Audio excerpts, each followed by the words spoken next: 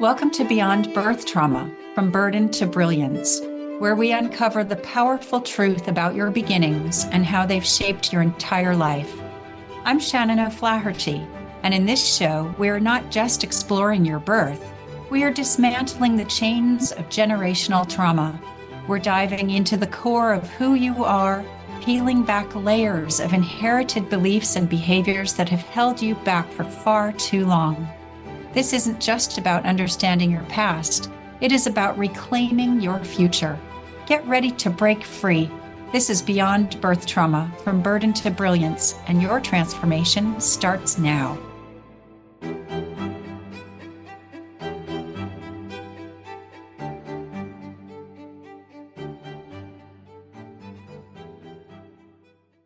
Hi, everybody. Shannon O'Flaherty here. Thank you so much for joining us on today's version of Beyond Birth Trauma, From Burden to Brilliance.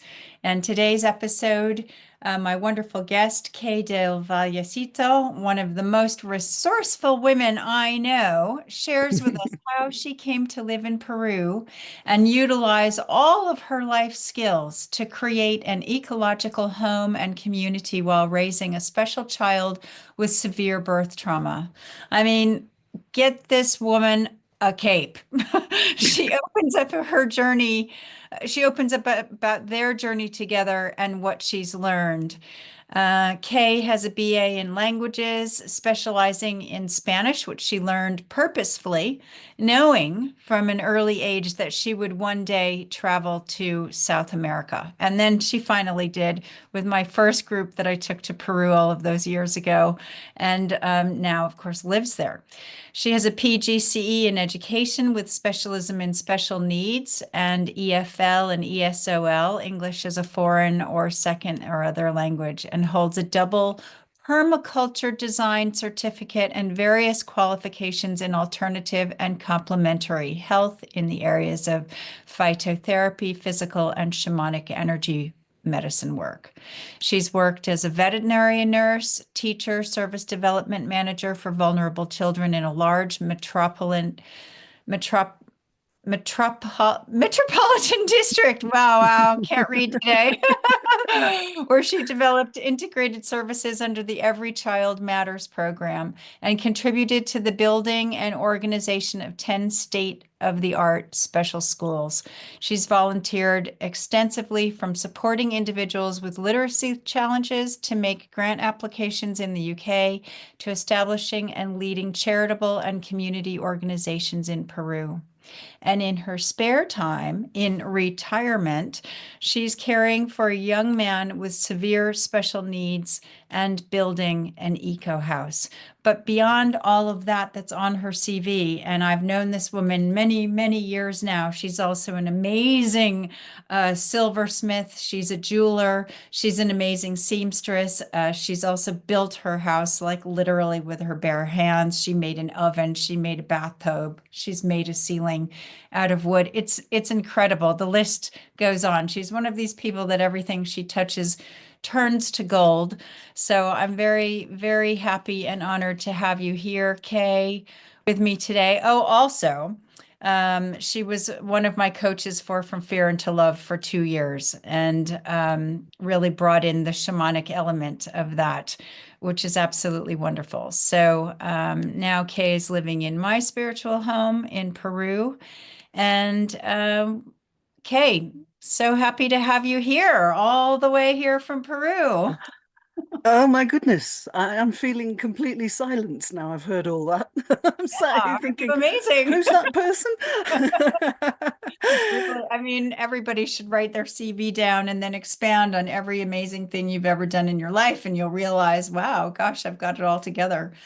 So why not tell everybody, Kay, about your fascinating story that's landed you in this perfect moment now? I mean, we only have an hour for this show. We want to talk Okay, about things. So, rocking on quickly then. yeah. As you said, I always knew I was going to come to South America from being young. I was in the first group that you brought to Peru, which is a lovely story in itself. So I'm not going to say anything just now about that. I remember saying in an interview after the tour that Peru hadn't changed my life; it had given it back to me. Oh, I remember that. So I went back to England with it firmly planted in my head that this childhood vision of getting to South America was going to happen. And 2 years later, our friend Leander gave birth to her little girl out here, and I came to be present at the birth. And there I was standing in Cusco, watching the twilight, thinking, I'm just going to come and live here. Yeah, And I add did. midwife to the CV. Add midwife to the CV. And then with absolutely no intention or desire to meet a man, met my current partner. Um, and he had actually laid the foundations for his dream eco house at that point, but had no idea how he was going to build it. And that was one point where we came together. He also had, as you know, a little boy called Moises, who is very special. And with my background in special needs, when it became apparent that his mum's family couldn't, well, they simply said they couldn't cope anymore. The choice was to have him interned, is the word that they use here, put into an orphanage of sorts, or for us to take him. Chandu was extremely nervous. Chandu is Is Moise. my partner, his Yeah. dad. Yeah. Mm. And I was terrified, probably because I had actually more knowledge of what was going to land. And when I say I had more knowledge of what was going to land, the truth is I had no idea. Um, and so we went to Lima to collect him on the 9th of March, just before his 11th birthday. So that was 2016. Wow. And we've been learning and living together ever since. So, so go back to that day when he Mm. was almost 11 and you walked in there. What what did you find? I found the opposite of what I had always wanted to promote as service manager, which was the involvement of children in choices made about them, the importance of their dignity, conversations. And actually, what happened was I went into a room where a lot of beating around the bush was going on, and there was a bag with all his things ready on the settee. Um, I was not going to cry during this interview, and he was Well, looking at it, obviously wondering why it was there. And so I cut through the beating around the bush and said, so what you're telling us is he can't stay in this house anymore.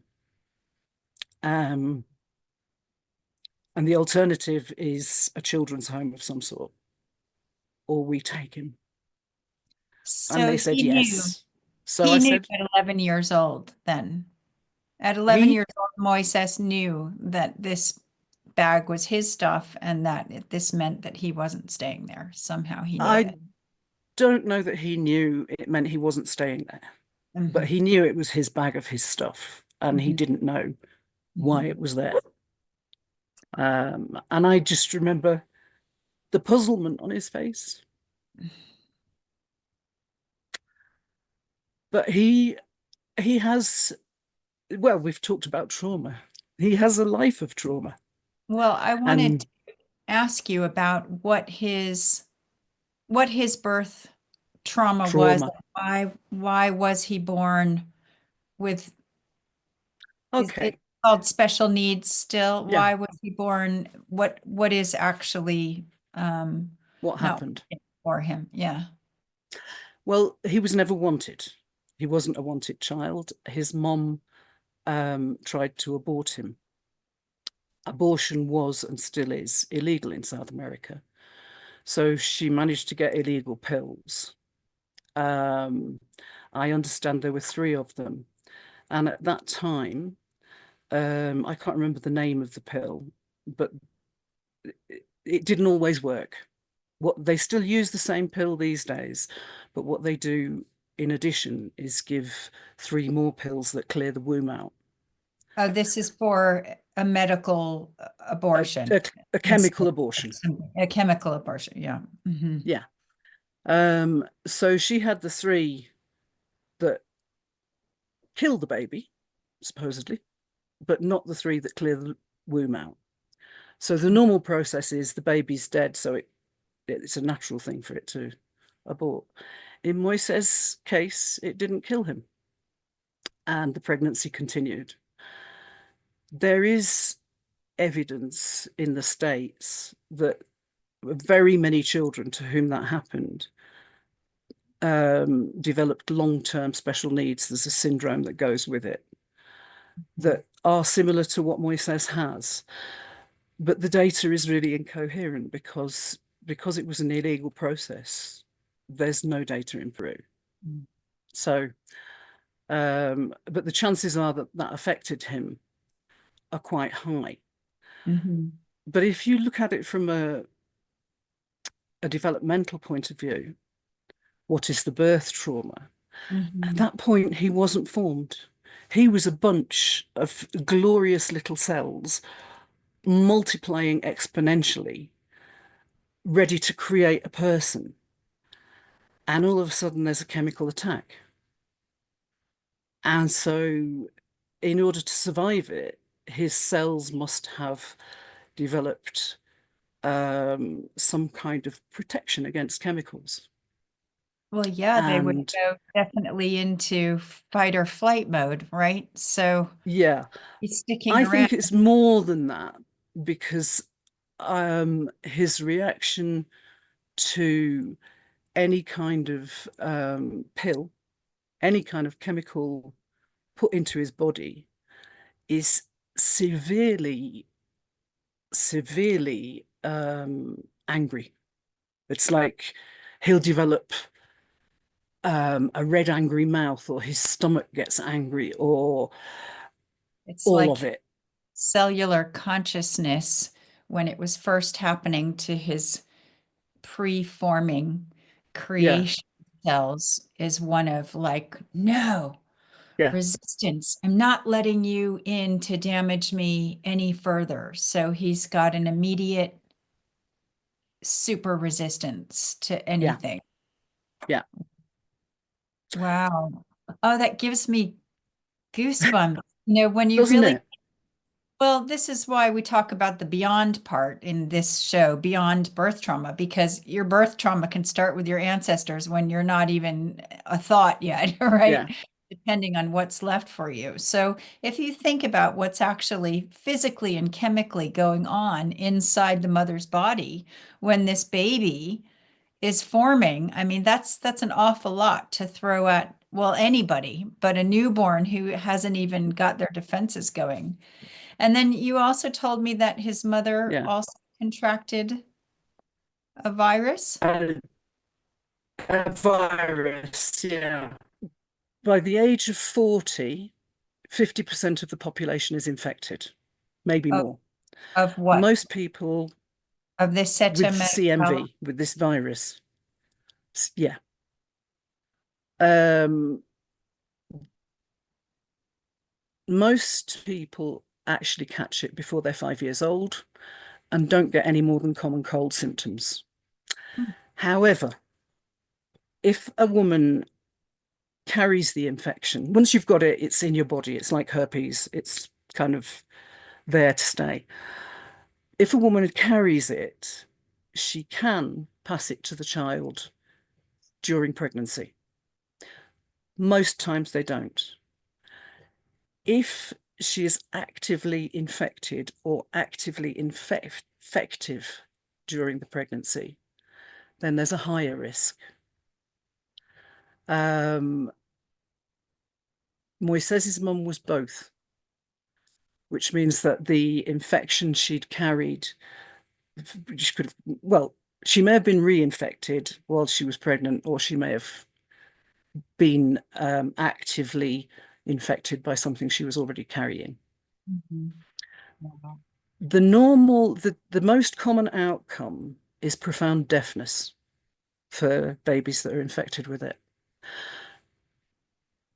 The most common negative outcome, let's say, if you want to call deafness negative. I mean, I don't want to argue with the deaf community, and I've been there. But for a parent, receiving a deaf child is a negative experience, I believe, unless they're really, really, really incredibly open and advanced parents. Um, for a few, for the majority die. The majority of these babies die, either in utero or at birth. There are also a lot who don't have any symptoms at all, but the most common severe symptom is deafness, profound deafness. There are a very few who survive who have complex um, aftermath, which can include liver damage, spleen damage, brain damage, um, all kinds of damage. Moises So isn't deaf, is he? I think he has a hearing issue. Okay. Hmm. He seems to have kind of intermittent deafness. I don't know. Hmm. Visual impairment is another thing that happens, but in his case, visually he has all the traits of an autistic child. He likes shiny little things that he can look at like this, or Hmm. he used to until he got COVID. Since he's had COVID, he's not using his eyes as much, so it's possible it's affected him. That's really So that's interesting. the two. Oh, go on. Well, I was just going to ask you, so the chemicals from the drugs trying to abort him and then the virus also, so he got a double whammy Yeah, there. yeah. Um, and then you also said that he was born strangled by his own cord and was nonverbal. So, Can I talk about the um, cord, the strangulation? yes. Because I had a meeting with a psychiatrist yesterday, and he actually said, and I didn't know this, that the level of hypoxia that Moises had could cause all of the other issues that he has, which are epilepsy, cerebral palsy, and autism. And so that's his central nervous system. So Wow. he's got his chemical system whammy, his immune system whammy, and his central nervous system whammy. And Wow. all of that said, um, his birth, he had to be resuscitated, all this. He was born in a corridor. But 3 days later, his mum was told to take him home. Everything was fine, everything was normal, and he looked normal. He appeared a perfectly normal, happy baby. Wow. And it was a month to the day from his birth that he had his first epileptic fit. Okay. Hold that thought right there, because we're going to stop for a short commercial break. And then we're going to talk about, even though you're not his actual birth mother, the similarities sometimes in the children that come to us in one way or another might mirror back our own kind of birth experiences, which is always something quite fascinating to look at. But if somebody has a child and they would like to speak to you, how can they contact you? By email. And I'm not in the business of doing much consultation because I don't have time. then, But if there's a parent out there who wants some support, I will very, very gladly oblige. and the email is, KAYBOTTO 11 at gmail.com. yeah, okay. kboto11@gmail.com. That's Yeah. great. And if you'd like to speak to me or get some healing, I am open for consultations, and that's shannonoflaherty.com or shannonbtb.com. See you right after the break.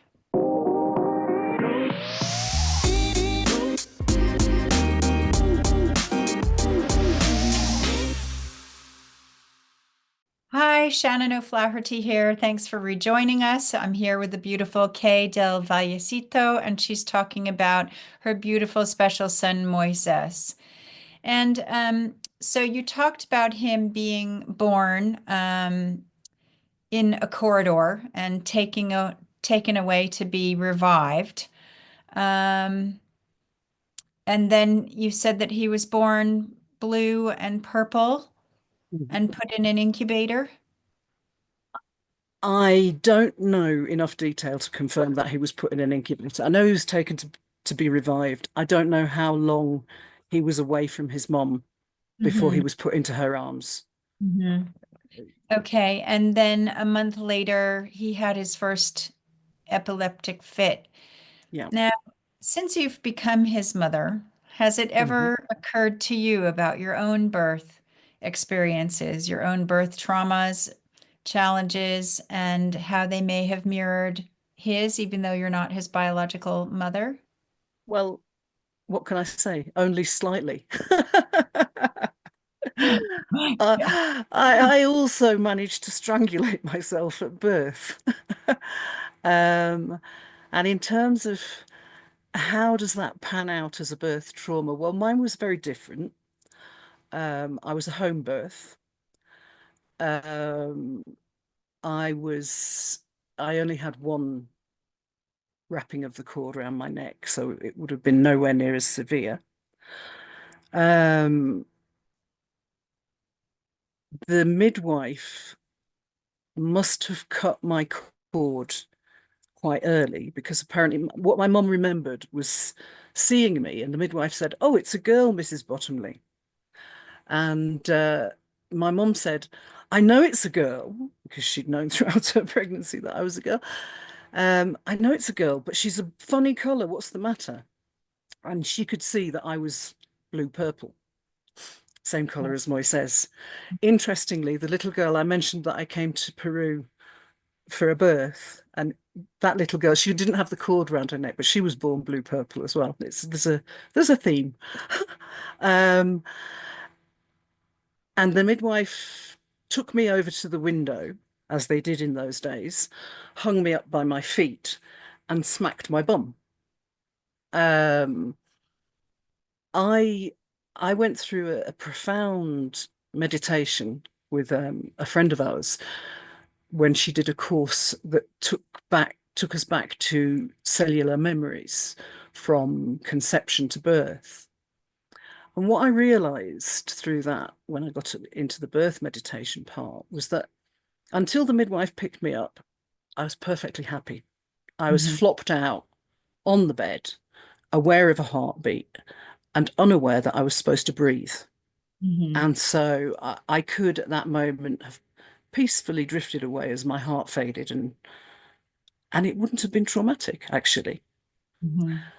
Whereas I was, held up, hottest day of the year, middle of the afternoon, bright sunshine outside, curtains that had been drawn opened, and there I was, pa-dong! And Big shock for a baby. Yeah. yeah. Um, so when I think in terms of Moises, I don't know what it would have been like for him because he wouldn't have been held up by his heels and smacked on his bottom. It was probably a much slower process. Um, and what I learned from the other birth was that the point at which the umbilical cord is cut is critical because in her birth, the midwife kept the cord intact Yeah. until she started to breathe. And there are things that are known now that Me too. weren't known then. Like Yeah. in Moises' case, I imagine his cord was cut pretty quickly. Mhm. The other thing they do now with babies that are strangulated is they cool them so that the brain doesn't swell. So the body They is actually cool cooled. them, you said. Okay. Cooled, yeah. Yeah. And that prevents brain swelling and so prevents brain damage. And obviously, in his case, again, it didn't happen. So what So, happened to him after that first epileptic fit oh, then? hang on, because you asked about similarities, Oh, and oh, we're still we're on that. missing one. We're still on that one, I yes. thought that was enough similarities. Because Go straight for it. after my Okay. birth, I got a severe infection in my umbilical cord, which will have engendered similar sort of responses in my immune system to those that he has. Wow. Oh, wow. And so, and eventually that led to, in my case, my immune system led to multiple sclerosis, which is also a central nervous system issue. So he and I have a lot in common. We just manifest it in very different ways. That's really fascinating. And Yeah, do you know his mother? Does she have similar issues from her stuff too, or there's other? no contact with her mother, with his Oh, mother. okay. Mhm. What his mother will have in terms of birth trauma is the burden that she carries Well, yeah. of knowing she tried to end his life. She infected him with something that Yeah. affected him deeply. And his birth, it, there's nothing, there's no fault with her, but it was known that he had the umbilical cord around his neck. There was a scan that showed it. And how on earth the hospital managed to let her give birth in a corridor, actually telling her to hold him in because they wanted to wait until there was space in salon Yeah, when no, they it knew the works cord like was there. I that mean, way. it Yeah. makes no Yeah. sense. None No, of it makes sense. babies come when they're ready. Yeah. Wow. So for So her, so yeah, there's a massive trauma for her, but and she's so not in touch. you So go on. After for the, oh, yeah, the for your epileptic. various reasons in life, Yeah. or choices, you decided not to have children of your own biological children. So then to come and adopt this boy, I mean, that's a huge commitment and Mm, massive change in life. And mhm. so, what, I mean, besides raw compassion, what compelled you to take this on? I mean, you do have a lot of skills. Like I wouldn't have the skills to that you had from all of your years of training and dealing with special needs. So you did have the skills. It's like you were kind of carved out for this path somehow. And that, yeah, I believe that. Mm. Um, I mean, if you want to hear the kind of the real wacky stuff, 2 weeks before I met Moises's dad, his mum had written a letter saying that we need to sort this out. I need help. And I think that that cry for help came actually more from Moises than from her. She was a vehicle for it to happen. So he, in his desperation, because he was in a desperately poor state by that time, um, was kind of crying out to the gods for help. And so they thought, okay, well, there's the dad. Let's send Cupid, look around where the dad is, look for a suitable candidate. And there I was. And, the arrow landed. Yeah, it's really Um, interesting how, when I've described how energy meets, that if you have a pond and you throw a pebble in over here and all of um, yeah, the the things go out and you throw a pebble in the pond over here, all of those little ripples go out too. And the ripples will meet way before the pebbles ever do, if they will. But the energy that you're calling in, so that energy from Moises and calling you in and calling Chandu in, it's quite fascinating how all of those kind of etherical points get moving yeah, to get yeah, all of the people to show up yeah, in the right time and space. yeah. So So did you take him then? Well, after 3 months, what happened after when they realized that they had a special baby on their hands? Right, so he had his first epileptic fit at 1 month old and was treated in hospital with paracetamol and something else because they thought it was just febrile. Febrile epilepsy is fairly common in babies. And then when he was 3 months old, he started with a fit that just didn't stop. Um, and they put him in a coma. He was in a coma for 5 days um, because the, his nervous system had just gone completely out of control. I have come across relatively few people who have been in comas, but the common thing that seemed to come through, whether they knew why they'd been in a coma or not, was that there was some kind of peace in that state.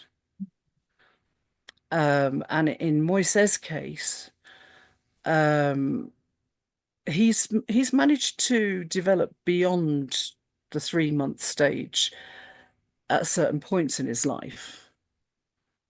But he has now, particularly since he had COVID, he's regressed and he's at that point of being a 3 month baby. And I actually believe it's like the only safe space for him at that point would have been in his mom's arms. And so now his default position, if he needs comfort, is cooing and gooing in my arms or his dad's arms. Like a Um, 3-year-old baby. yeah, yeah.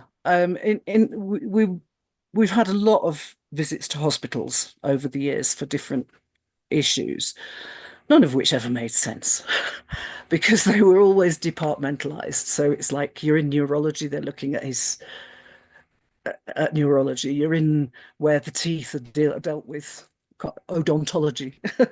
They're looking at the teeth.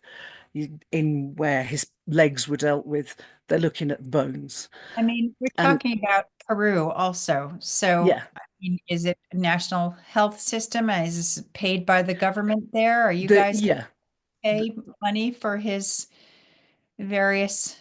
his dental work has cost me thousands. Um, because that had to go, we had to go private because there is state attention, but it was terrible. It was appalling. Um, but the thing I was good, the point I was going to try and make was that in the hospital, the psychologist told me that his mental age was, she rated it to be about 6 months. And he was a bit more independent at that stage in some ways. He has learned to do certain things that would have taken him up to kind of 18 months, 2 years in some ways, but he keeps defaulting back to what was the safe space, which was the time before he was tied up in a hospital bed with tubes put up his nose and paralyzed in order to stop him I having mean, what was a permanent electric shock. that poor child didn't, when you don't understand why things are happening. I mean, it's bad enough when you do understand what's going on, but Yeah, when you really don't, yeah.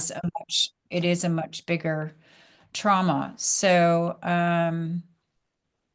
So peace was being asleep and being cuddled. right. And so And, now you know, he is 19 years old, you said, yeah, and he is still nonverbal.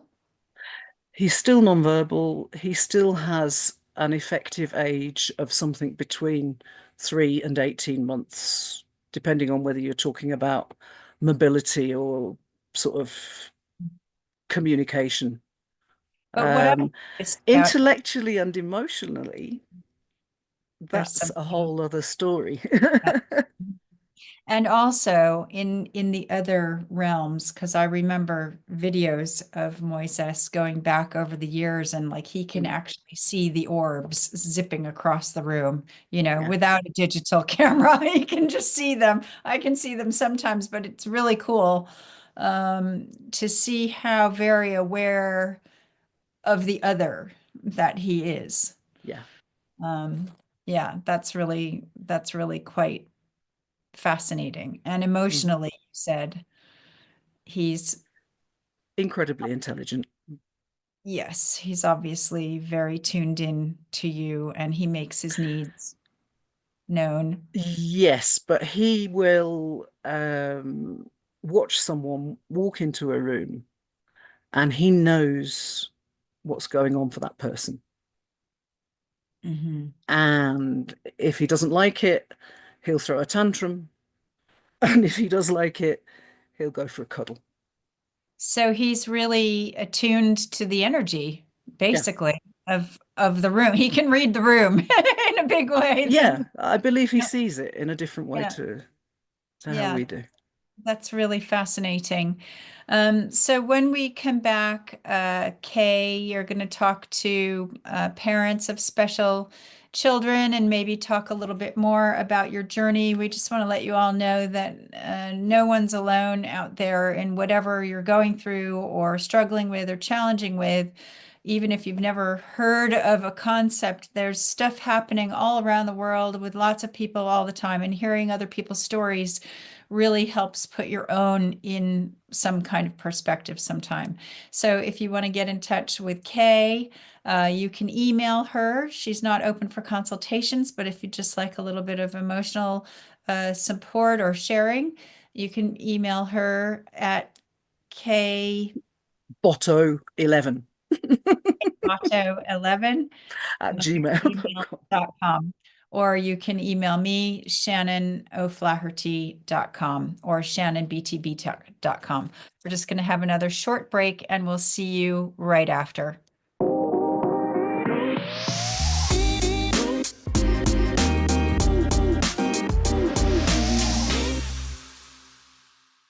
Hi, welcome back to Beyond Birth Trauma from Burden to Brilliance. I'm Shannon O'Flaherty, and today I have with me Kay del Vallecito, my wonderful guest who lives in Peru and is taking care, has become the prime carer and mother of Moises, a special 19-year-old man.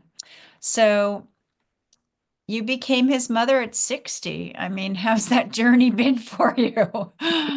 I mean, Uh, it's and while proved you to me that were I'm not as invincible as I thought. I mean, I don't know how mothers do it anyway when they're 30, but 60. And while being a mother, you were also a coach for me for 2 years during that time. And you've done other things for your community, including creating a whole food kitchen when the Civil War was happening and your whole community was cut off. So if there ever was a Wonder Woman, darling, you're it. I'm going to make you a cape myself, I think. So, what would you what would you say to the parents of special children? It's from the moment it starts, whether that's from birth or from later or from whenever it is, from the moment you realize that your child is special in some way, everything shifts. Mm. Everything shifts. And above all else, when it's a very needy child, it's exhausting. It's absolutely physically, mentally, and emotionally exhausting. And the way you've described me makes me laugh. But yes, I have this thing about trying to be superwoman, trying to be perfect. And there are times when I've loved being superwoman and I've loved being perfect. And there are times when I've fallen incredibly short of the mark. And if you put that into a situation where the call is 24/7, Mhm. then all I can say is that for the first months, I just remember thinking, Jesus, if I was 25, I'd be knackered. Yeah. Well, Um, any kind and of motherhood is exhausting. Yeah. and I ended up just pushing through and pushing through. And at the beginning, we were in Shanghai and we had a business. And we managed to make that business work in order to pay for home help. Chiang Kai is a part of Peru. It's near That's to not Lima, yeah. Shanghai. When you Yeah. said that, I was like, no, not a different country. No, no. Well, it's funny because it's actually now it's got the biggest megaport in the whole of the Americas, and it's been built by the Chinese, and it connects Shanghai to Shanghai, in Okay. fact. Well, there you go. There's another story there. That's so neat. Um, so when we lived there, we managed to get this home help in place, and life became livable. But if I'm honest, I didn't like it. It wasn't comfortable for me. Um, and so when the pandemic came and we had to close the business and could no longer afford sort of rented accommodation, we came to the mountains where we'd started building the house.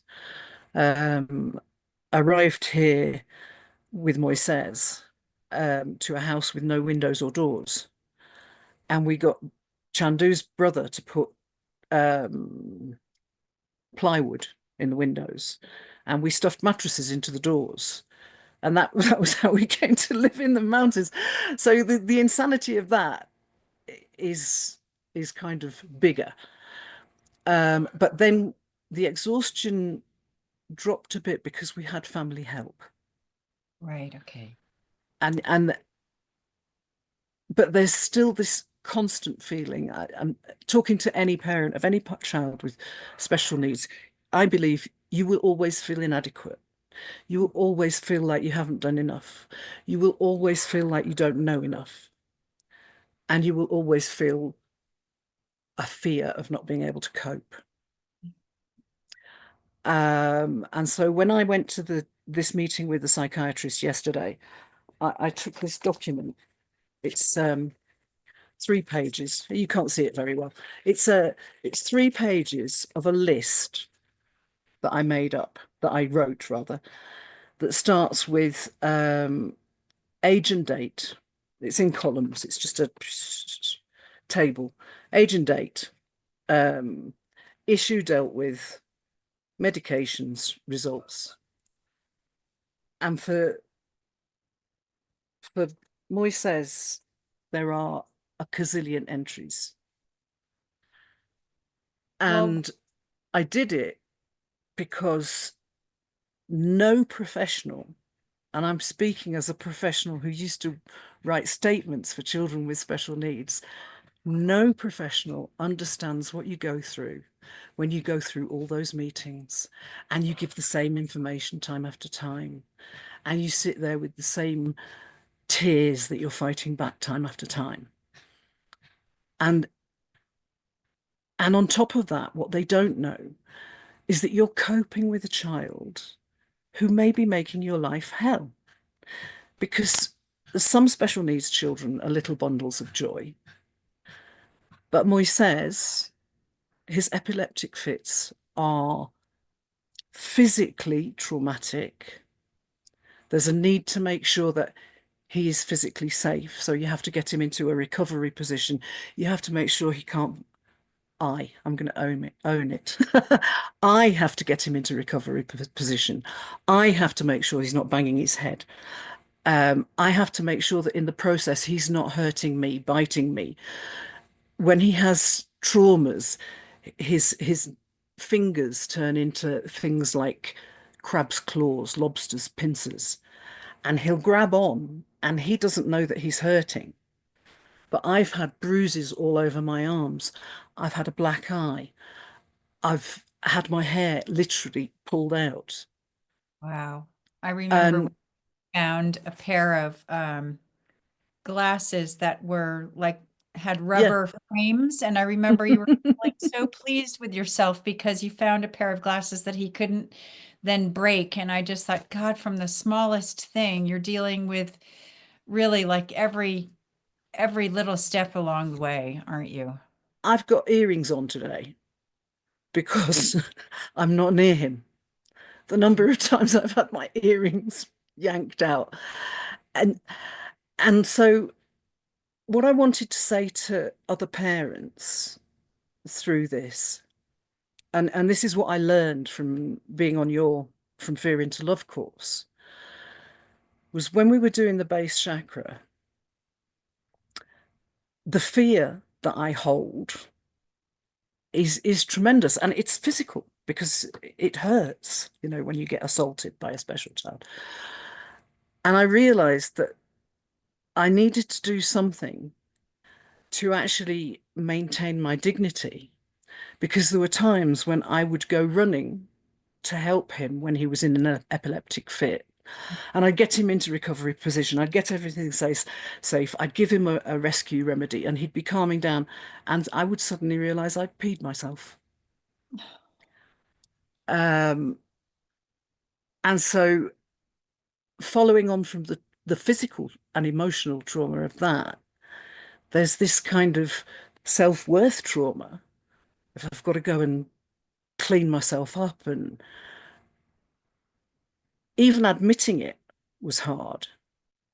But then when we were talking in your course, and you sort of mentioned, you said, this thing about you first, you first, you first all the time. And it hadn't occurred to me that even when he's in crisis, I've got to put me first. Yeah, you absolutely do. And so what I learned in that moment was that it's not going to change his epileptic fit if he bangs his head one more time, but it's going to change my life if I go to the bathroom before I go to attend him. Whether or not I want to pee or feel like I want to pee, it was just go and do it. And It's that taking breath before you deal with a crisis is it's incredibly really important. it's really Yeah. important what you're saying, because first of all, protecting your own needs, right? So we're modeling stuff to our kids and our partners and our friends and the community at large all the time, whether we think we are or not, we are, by what we say, what we don't say, what we do, what we don't do. And so whatever Moises or your special child is receiving or not receiving, you are modeling something to that child. And to put yourself first. Selfish has become a very negative word. It needs to be self first. By protecting your own dignity, by putting your needs first, you're showing that child that I have dignity and Yeah. I am important and I can't be there fully for you until I am taken care of. Yeah. And so something, that child is getting something, because all the time you're having society tell you, and your doctors and the medics and everything, that your child should be different or needs to be on this medication or that medication. You're getting so many different incongruent pieces of information from every part of the planet. Mm-hmm. And where are you in all of this, right? So who's Mm-hmm. there holding you? Right? Mm-hmm. Who's holding you when you have to do all the holding? So you're the only one who can hold Yeah. you in Yeah. this. Um, Absolutely. yeah, so why don't we have a few downloads now for all of you parents, any parents. Your child doesn't have to be a special child. Any parent of any child needs to learn how to put themselves first. Have a drink of water. If you haven't had any water today, put your hands up and your feet flat on the floor, and just be open to receive.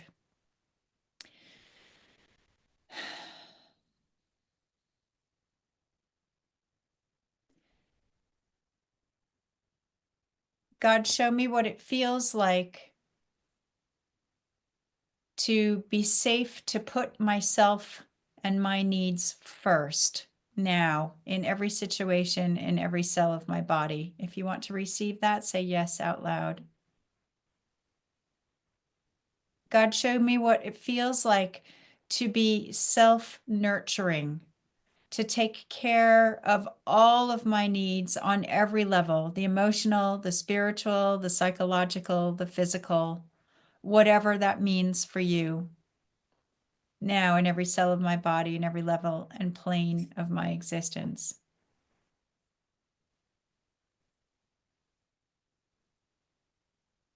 God, show me what it feels like to know that selfish is not a negative word, that selfish allows me to be putting myself first so that I can be fully aligned and grounded and ready to help others now in every cell of my body and every level and plane of my existence.